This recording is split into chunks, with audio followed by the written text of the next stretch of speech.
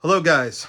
It's been a long time, I know, but life has been happening. So, a lot going on the personal life here, but I'm going to get back to regular videos again. I know I got to continue my series on the Beatles US albums, and I haven't done any movie stuff this year, and I got to talk about the Monkeys, Pisces, Aquarius, Capricorn, and Jones limited box set as well. But Christmas came early today, and it's a week before Thanksgiving, so I decided to do an Amazon unboxing, which I haven't done one of those in a long time. Of I know it's the Beatles anthology, and another artist I'm a big fan of that I think I only did one video on, and that was some years ago. So let's see what we got here. If this is the Beatles anthology, I didn't order the vinyl edition of it.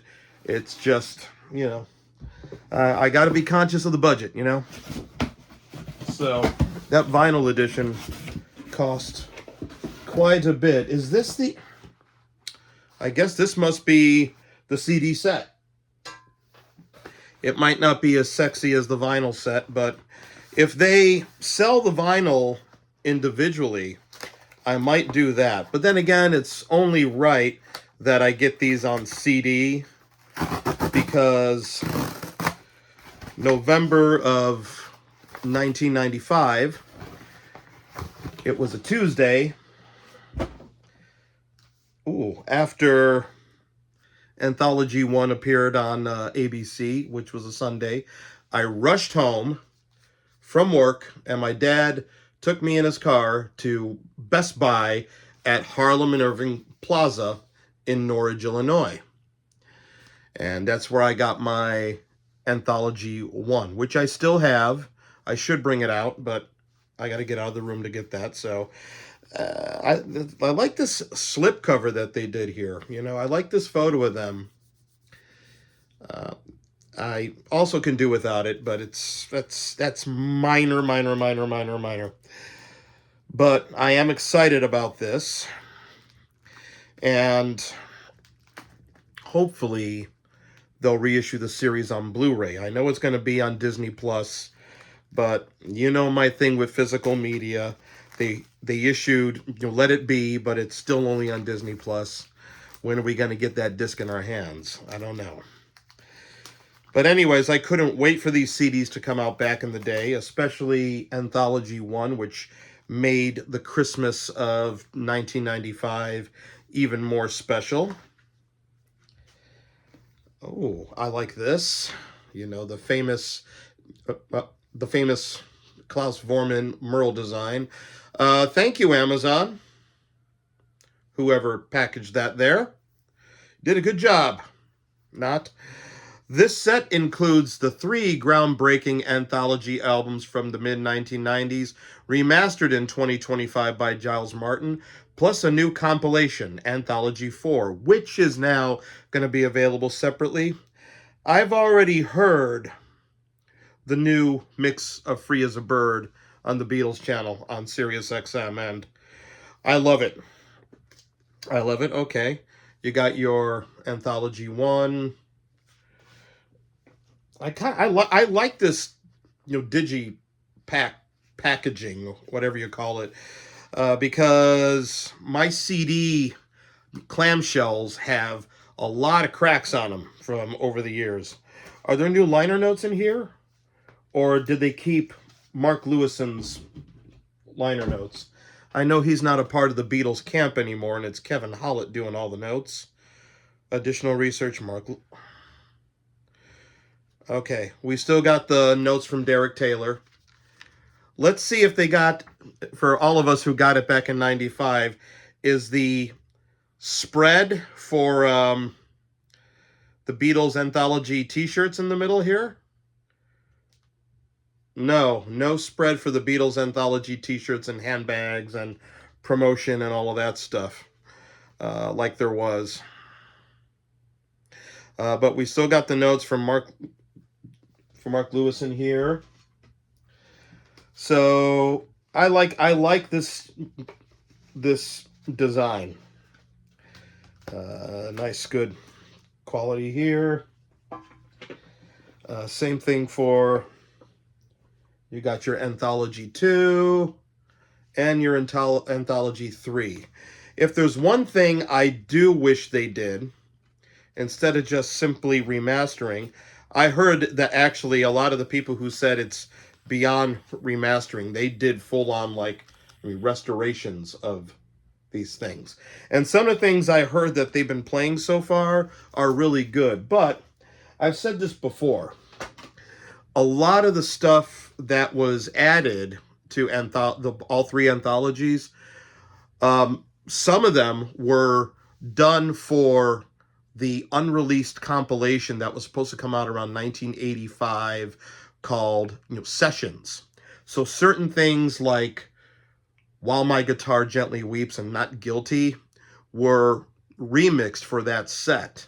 And we didn't get the ending of While My Guitar Gently Weeps where George ends it and says, let's hear that back. They created a proper fade for it. And that's the version on Anthology. I wish we got the original, but the way it was without the additional mixing that was done. Now, Anthology 4. I know there's been a lot of ragging on Anthology 4 and all that stuff, but there is some things on here that I heard. I Am the Walrus Orchestra overdub. You got me there. I would have liked to get the 8-minute version of It's All Too Much. That would have been something. And I stated that before. But hey, I'm not going to complain. I'm not going to complain. I see that a lot of love and care did go into this set for CD. And I really do hope the vinyl editions will be sold separately. That way I could eventually get them on vinyl. Because I never owned Anthology on vinyl, just like I never owned Live at the BBC on vinyl until they reissued it on vinyl. So that takes care of the Beatles. Now, I'm a Prince fan. And I've been waiting for a remaster for this baby. Around the World in a Day for a long time. And I got the vinyl in here too, by the way. You're talking to a guy who was 12 in 1985 and just discovered psychedelic rock of the 60s, other than the Beatles and Sgt. Pepper. I got the Rolling Stones' Satanic Majesties, and I fell in love with that album, and I still love that album. And when I found out Around the World in a Day was psychedelic, well, you didn't have to sell me twice. Prince didn't want to repeat Purple Rain. So, what do we got here? Around the World in a Day. But they don't have the Balloon Boy. The Balloon Boy hype sticker. 2 CDs, the iconic 1985 album remastered for the first time. B-sides, mixes, and edits. Which means I get the 12-inch edition of Raspberry Beret. Okay, just like the vinyl, this flaps open. Oh, this flaps open. And we got a little thing here to open this. Ooh, okay. Sorry, I'm not editing this, folks. The bonus. Ooh, you get the 12-inch version of Girl, 7-inch version of Girl, the extended version of Pop Life. Ooh, the psychedelic inner sleeve with the painting, and this time it's reflecting. What does the disc look like? Okay, a nice reproduction of the custom label of side 2.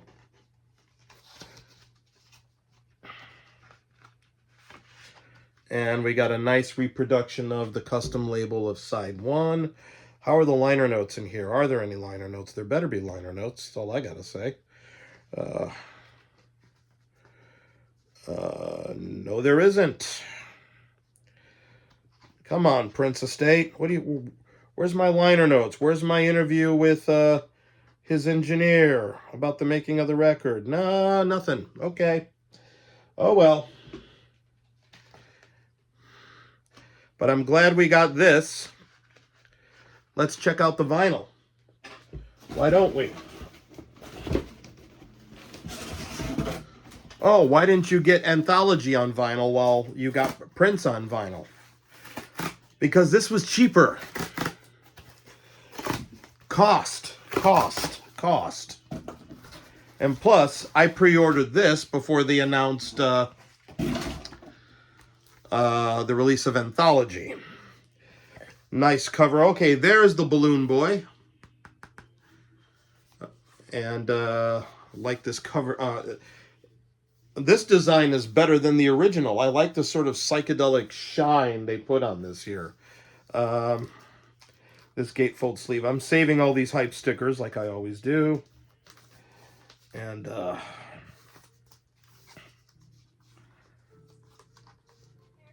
okay, this is sticking. But I love this, record. I think this is a masterpiece. I know some people were upset at the time that it wasn't Purple Rain Part 2, but I think that's why I love Prince. It was called psychedelic. Whether he meant it to be psychedelic, I don't know. But I could find traces of psychedelia in anything Prince did prior to Purple Rain. You know, you could take a look at a lot of stuff that he did, but I would say that he started to embrace it a bit more on this album and subsequent albums after that. Like, Starfish and Coffee on Sign of the Times is definitely psychedelic. All right. I'm trying to take this off carefully so I don't ruin the hype stickers. Because I am going to cut out the hype stickers and put them on my plastic protective sleeve. Okay. Okay. Just like the original, flaps open. Just like the original, the psychedelic inner sleeve and the naked girl in the mountains, if you see that. And all the vinyl is housed in this sleeve right here. Again, no liner notes in this. But, yep, I'll be replacing these paper sleeves, by the way. Because there's no protective inner sleeve with them. So I don't like to get these scratched up. But I'm excited about this release. I know a lot of people said, oh, there's not a lot of bonus stuff on this. But I don't know how much bonus stuff he did do. I think if they decide to do a parade set, a parade box set, and I really think they will, we will be getting a lot of unreleased stuff because he recorded a lot of music for Under the Cherry Moon. And a lot of B-sides, a lot of instrumentals that were done in the movie. I could see that being a massive box set. So whenever they announce that. But I'm excited to get this. That's that 12-year-old kid in me again who was hoping to get this for Christmas of 1985. And as soon as he got it, I was excited.